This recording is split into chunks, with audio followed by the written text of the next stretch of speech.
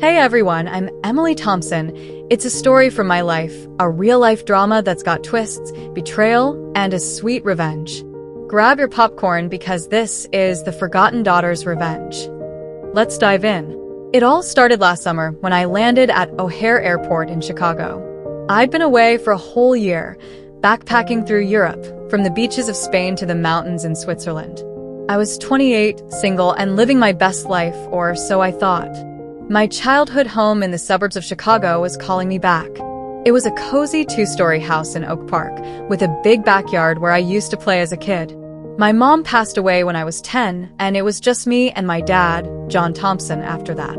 We weren't super close, he was always busy with his real estate business, but that house was my anchor. I took a cab from the airport, my heart racing with excitement. I imagined surprising Dad, maybe cooking his favorite lasagna and catching up on all my stories. The cab pulled up to the familiar white picket fence, and I paid the driver with a big smile. But as I walked up the driveway, something felt off. The flower beds Mom had planted were overgrown with weeds, and there was a new swing set in the yard that I'd never seen before. I rang the doorbell, my backpack slung over one shoulder. A woman opened the door, mid-30s, with two kids peeking behind her legs. "Can I help you?" she asked, looking confused. Emily. "This is my house. Is my dad here?" I said, trying to peer inside. The woman's face went pale. "Your house? We bought this place 3 months ago. From John Thompson. He said it was empty, no family left." My stomach dropped. Bought? Empty? No family? I felt like the ground was swallowing me up. That can't be right. This is my childhood home. My name's on the deed with my dad. There must be a mistake. She shook her head and closed the door a bit. "I'm sorry, but we have the papers. You should talk to him." I stood there on the porch, my key in hand. It didn't even fit the new lock. Tears stung my eyes as I called my dad. The phone rang and rang, then went to voicemail. "Dad, what the hell? You sold the house. Call me back." That was the hook, folks, the moment my world flipped upside down. Little did I know, this was just the beginning of uncovering a web of lies. I sat on the curb, my backpack beside me, staring at the house. Memories flooded in. Birthdays in the living room, Mom teaching me to bake cookies in the kitchen, Dad and I watching football on Sundays after she was gone. How could he sell it without telling me? We had argued before I left for Europe. He wanted me to join his business. I wanted to travel. But this was betrayal. I called my best friend, Alex, a tech whiz from college who lived in downtown Chicago.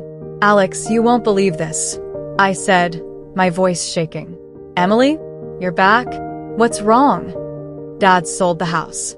With strangers living in it." What? "That's insane." Come to my place. "We'll figure this out." I took another cab to Alex's apartment in the Loop, a modern loft with gadgets everywhere. He hugged me when I arrived, handed me a coffee, and we sat at his computer setup. "Let's look up the property records," he said, his fingers flying on the keyboard. We found the sale documents online. The house sold for $450,000. But when I saw the signature on the deed transfer, my name was there, but I hadn't signed it. "That's not my signature," I whispered. "He forged it." Alex whistled. "That's illegal." Fraud. "What do you want to do?" I wiped my tears. "I want revenge. He can't get away with this." That's when the plan started forming.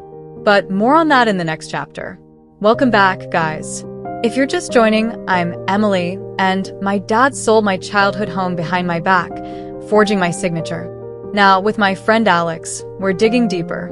That night in Alex's apartment, we ordered pizza and pulled an all-nighter. Alex is a genius with computers. He works as a cybersecurity expert for a big firm in Chicago.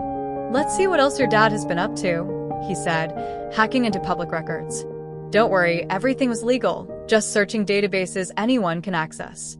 We found out Dad's real estate business, Thompson Properties, had been in trouble. He had several deals where houses were sold quickly and some complaints from buyers about hidden issues. "Look at this," Alex said, pointing to a forum. "People are saying he's flipping houses with fake inspections." My dad, the man who taught me to ride a bike. It hurt, but the anger grew. I finally got him on the phone the next day. "Dad, what did you do?" "Emily, honey, I thought you were done with that old place." You were gone a year. "I needed the money for the business." "But my signature?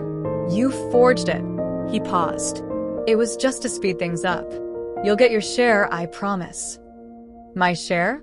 That's my home." I yelled, hanging up. Alex and I decided to investigate more. We drove to the county clerk's office in Chicago, got copies of the deed. The forgery was obvious to me. The loop in the E was wrong. But we needed proof. Back at the apartment, Alex used his software to compare signatures from old letters I had. "Definite forgery," he confirmed.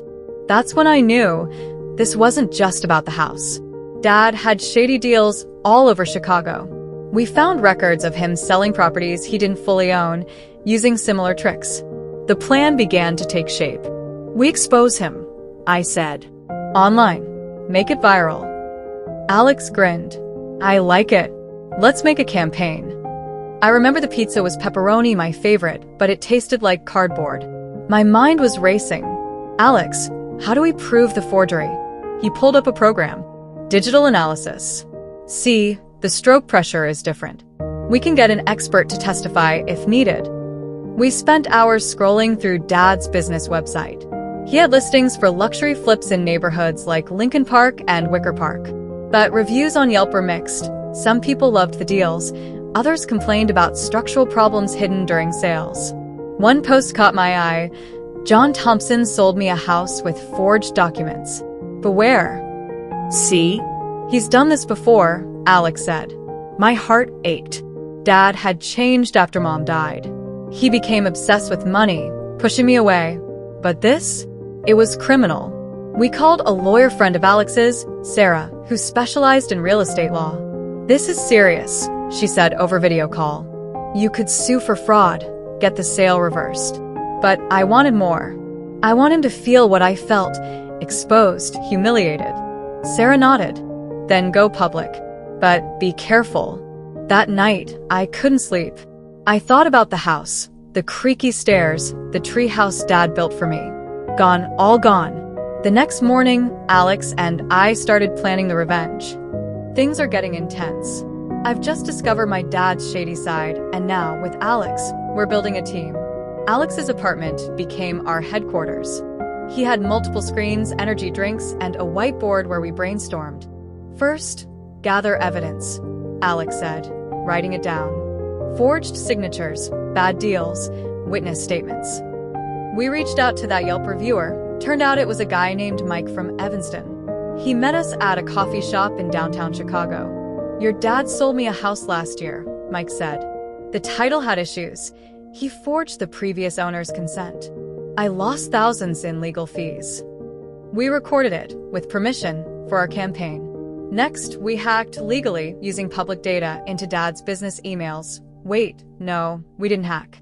Alex used social engineering to find leaked info from a data breach site. Look, emails showing he knew about the forgeries. I felt a mix of guilt and justice. He's my dad, but he deserves this. Our team grew. Sarah the lawyer joined, and my old high school friend Lisa, a social media influencer with 100K followers.